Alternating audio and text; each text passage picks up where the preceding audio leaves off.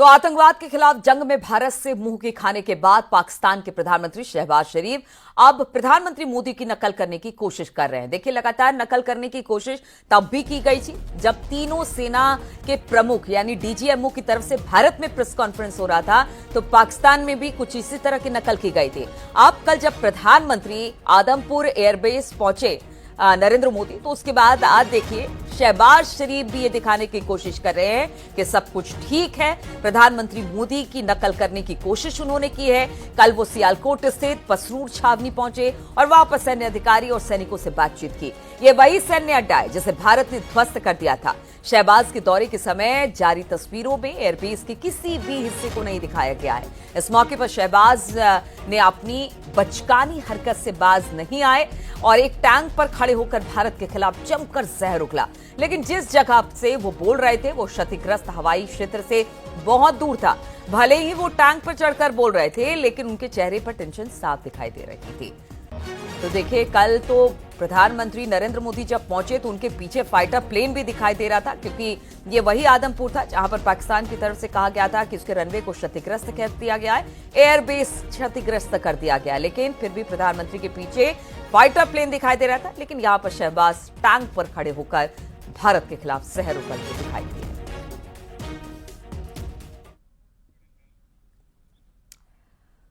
और पाकिस्तानी सेना पर हमले का वीडियो बीएलए ने जारी कर दिया है। बीएलए का दावा है कि हमले में पाकिस्तानी सेना के 14 जवान मारे गए।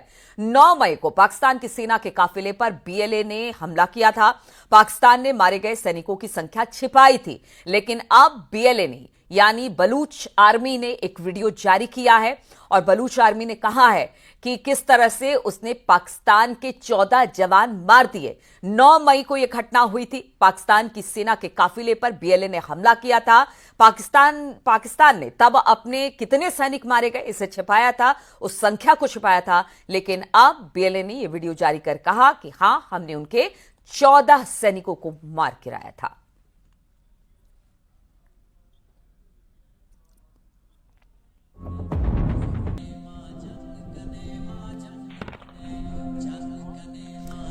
तो बीएलए की तरफ से ये कार्रवाई की गई थी, जहां पर जो सेना के जो एक जीप थी, सेना की जीप थी जो कि उसको उड़ाया गया था और बताया गया था कि इसमें 14 पाकिस्तानी सोल्जर मारे गए थे, लेकिन पाकिस्तान ने इस बात को डिनाई किया था। लेकिन अब एक वीडियो जारी कर बीएलए ने ये क्लियर और साफ कर दिया कि 14 पाकिस्तानी जो सोल्जर थे वो मारे गए इस ऑपरेशन में।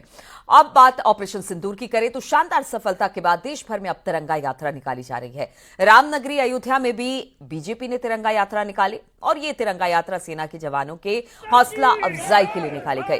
तिरंगा यात्रा में बीजेपी के पूर्व सांसद लल्लू सिंह, अयोध्या के विधायक वेद प्रकाश गुप्ता, समाजवादी पार्टी के बागी विधायक अभय सिंह शामिल हुए। तिरंगा यात्रा में बड़ी तादाद में महिलाएं भी शामिल हुई हैं।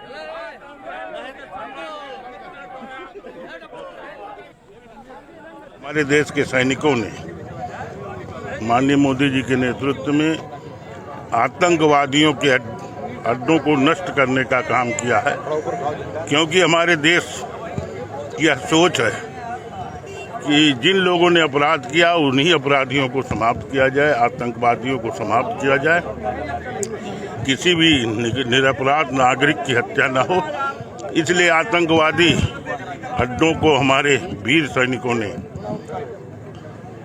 समाप्त करने का काम किया है।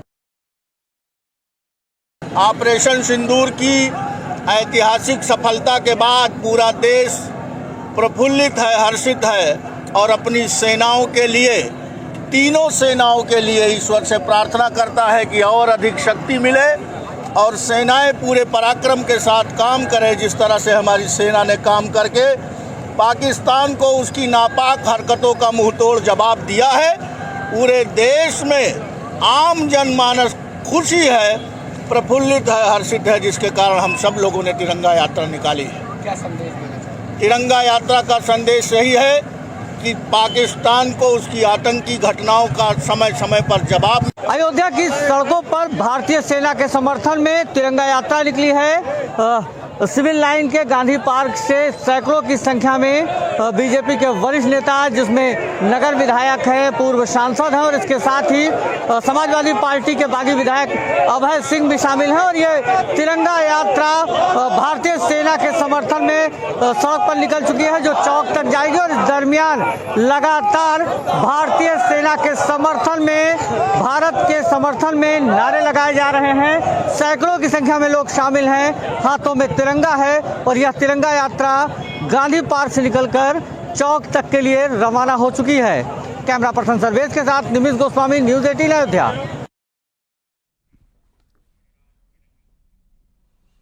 और जम्मू कश्मीर के पुलवामा जिले के त्राल में आतंकवादियों से मुठभेड़ जारी है। मुठभेड़ में जैश ए मोहम्मद से जुड़ा एक आतंकी कमांडर आसिफ शेख इस एनकाउंटर में मारा गया है। फिलहाल ऑपरेशन अभी भी जारी है और सुरक्षा बल इलाके की पूरी तरह से घेराबंदी कर तलाशी अभियान चला रही है। माना जा रहा है कि कुछ और आतंकी अब भी इलाके में छिपे हो सकते हैं। तो इस वक्त अलग अलग जगहों पर जो जम्मू कश्मीर के बॉर्डर वाले इलाके हैं, जहां पर घुसपैठिए लगातार आतंकवाद फैलाने के लिए घुसते हैं, अब उन आतंकियों को ढेर किया जा रहा है। बताया जा रहा है कि त्राल सेक्टर में आसिफ शेख, जो कि जैश का कमांडर कहा जा रहा है, उसे मार गिराया गया है, जबकि कुछ आतंकियों के और छिपे होने की खबर भी मिल रही है, जिसको लेकर इस वक्त कॉर्डन ऑफ कर दिया गया है पूरे एरिया को। और इस वक्त सेना लगातार सर्च ऑपरेशन चला रही है और बताया जा रहा है कि जो आतंकवादी यहां वहां पर छिपे हुए हैं, उनको ढेर करने का काम इस वक्त सेना कर रही है।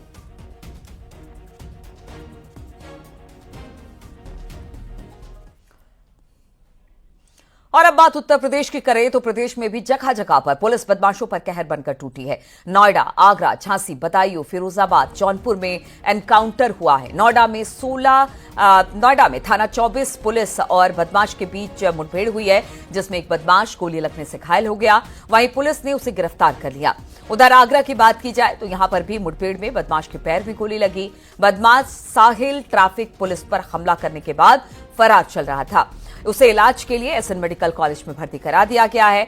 बात झांसी की करें तो झांसी में हरियाणा के भिवानी के रहने वाले 2 शातिर बदमाशों से पुलिस की मुठभेड़ हो गई। इन बदमाशों ने एक बोलेरो गाड़ी चोरी कर ली थी। अपने साथी के साथ दोनों बदमाश गाड़ी लेकर फरार हो गए थे और इसी वजह से पुलिस के साथ इनकी मुठभेड़ हुई है। तो ये 6 तस्वीरें नोएडा, आगरा, झांसी, बदायूं, फिरोजाबाद, जौनपुर, जहां पर बदमाशों को चुन चुन कर पकड़ा जा रहा है।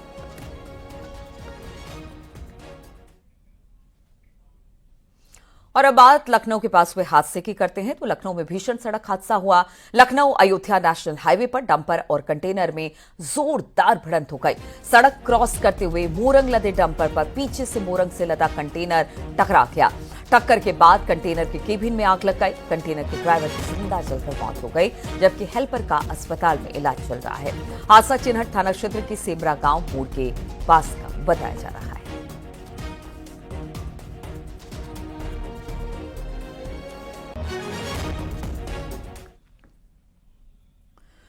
और नोएडा में आग का गोला बनी कार सवार ने किसी तरह से कूदकर अपनी जान बचाई। बताया जा रहा है कि सेक्टर 45 सदरपुर चौकी के पास ये घटना हुई है।